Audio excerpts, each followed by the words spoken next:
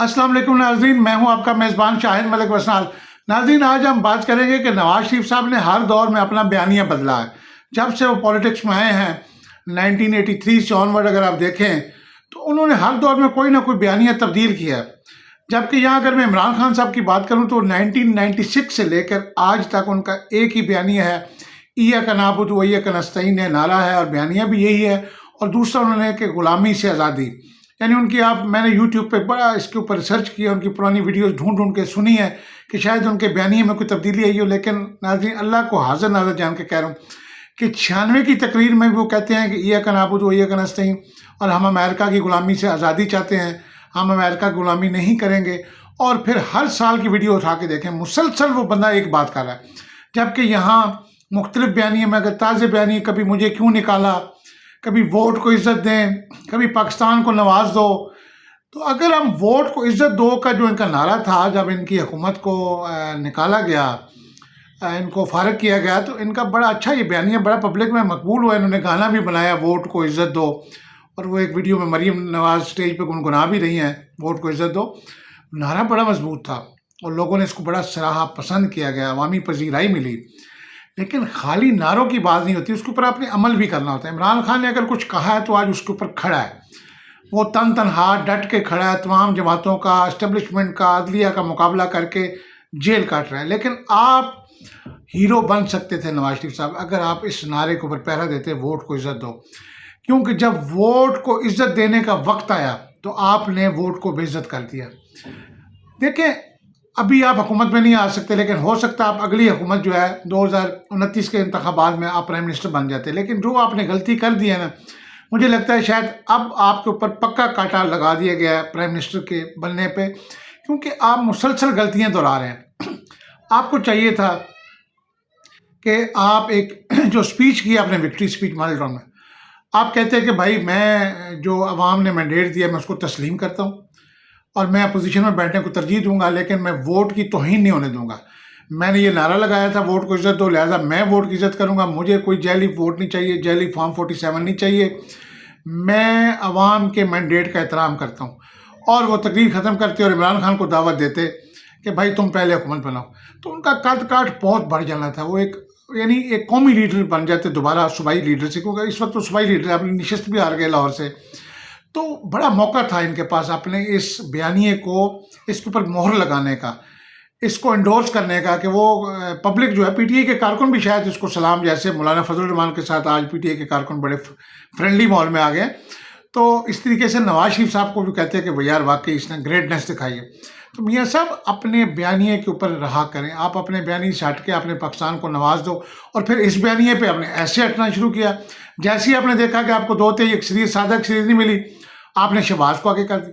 और sir, leader वो होता है जो हर हाल में मुश्किल कौम में कौम की रहनुमाई करता है, कौम को लीड करता है। वो मर्द नहीं जो डर जाए, वो मर्द नहीं जो डर जाए हालात के खूनी मंजर से। जिस दौर में जीना मुश्किल हो उस दौर में जीना लाजिम है।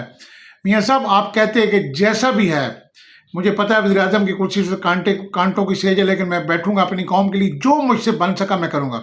वो जो आपने कोट राधा किशन में कहा, मैं आपको मोटरवे दूंगा, हॉस्पिटल दूंगा, ये दूंगा, पूरे पंजाब में आपने बन्नू में एयरपोर्ट दूंगा, तो आपको चाहिए था बन के वो अमली जामा उसको पहनाते अपने मंशूर को, मैनिफेस्टो को।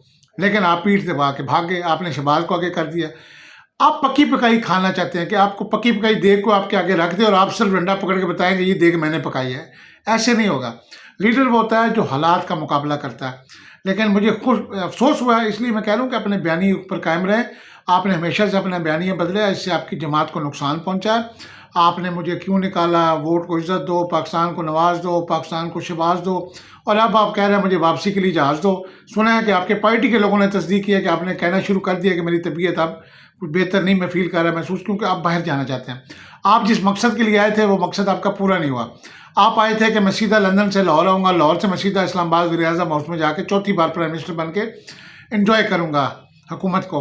और देखें, आपकी जो तकरीरें हैं, इमरान खान जब बोलता है ना तो उसका चेहरा, उसकी ज़ुबान की अक्कासी कर रहा होता है, उसके दिल की जो बातें हैं वो उसके चेहरे से अयां हो रही होती हैं। उसका चेहरा तस्दीक कर रहा होता है कि इमरान जो बात कर रहा है दिल से कर रहा है। लेकिन आप लोगों को आज भी डुगडुगी बजा के जलसों में, आपने जितने जलसे किए मैंने आपकी तकरीरें सुनी हैं, بلاول کی بھی تقریر سنی، آپ نے ڈگڈگی بچائی ہے. تو اس طریقے سے نہیں ہوتے. ہم آپ کو وکٹری اسپیچ میں آپ نے کہا کتنے نوجوان ہیں ان کو جی لیپ ٹاپ دو، ان کو شہباز شریف صاحب نے آرڈر بھی دے دیا. وہ کس حیثیت میں آرڈر دے دیا؟ ابھی وہ تو بنا پرائم منسٹر ہے، چیف منسٹر ہے، اس نے کیسے آرڈر دے دیا؟ یعنی ایک لیڈر کے طور پہ سامنے آئے. آپ نے تو بالکل جس کو کہتے ہیں نا سیاسی پانڈے یا سیاسی مخولیے بن گئے. تو آپ بڑے لیڈر تھے، آپ کو چاہیے تھا آپ اس مینڈیٹ کو تسلیم کرتے.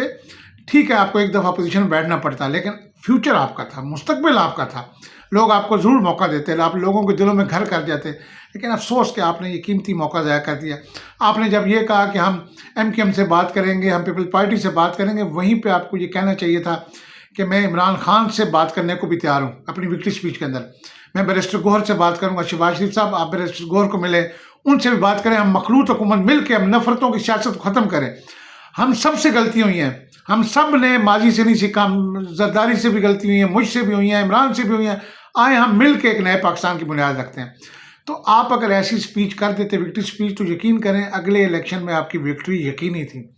مگر افسوس کہ آپ نے فوری جو فائدہ لینے کے لیے، فوری حکومت لینے کے لیے اقتدار کے عوض میں آپ نے اپنے بیانیے کو بھی زمین بوس کر دیا اور آپ اپنے بیانی سے پیچھے ہٹ گئے. آج کل کا نوجوان بچہ ان چیزوں کو بڑے غور سے دیکھتا ہے اور یہی سے انسان کی لیڈرشپ کوالٹی ظاہر ہوتی ہے. لہٰذا احتیاط کریں، ابھی بھی وقت ہے. ابھی بھی لندن جانے سے پہلے ایک پریس کانفرنس کریں اور اپنی غلطیوں کو تسلیم کر کے عوام کے مینڈیٹ کو تسلیم کریں اور اسٹیبلشمنٹ کے خلاف آواز کھولیں جس طرح مولانا فضل الرحمان صاحب نے کھولا ہے. انشاءاللہ عوام آپ کے ساتھ کھڑی ہوگی آئندہ الیکشن کے اندر. ناظرین اگر پروگرام پسند آیا تو اس ویڈیو کو زیادہ سے زیادہ شیئر کریں. اپنے میزبان شاہد ملک وسنال کو اجازت دیجیے. اللہ حافظ.